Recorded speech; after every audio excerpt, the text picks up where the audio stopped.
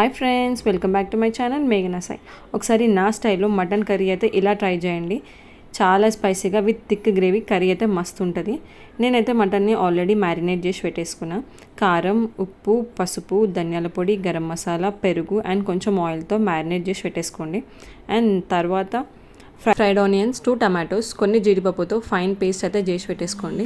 Next కుక్కర్లో 5 table spoons oil, spices, onions, green chilli, కొంచెం అల్లం వెల్లుల్లి పేస్ట్, పసుపు వేసుకొని ఆనియన్స్ కొంచెం బ్రౌనిష్ కలర్ అయ్యే వరకు ఉంచండి. నెక్స్ట్ మనం ఆల్రెడీ మ్యారినేట్ చేసి పెట్టుకున్న మటన్ని వేసేసి కుక్కర్ విజిల్ లేకుండా మటన్ని ఒక 15 మినిట్స్ కుక్ అవ్వనివ్వండి.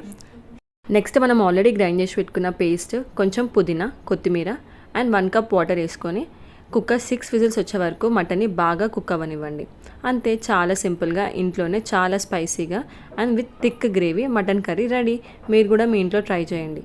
See you in the next video. Bye bye.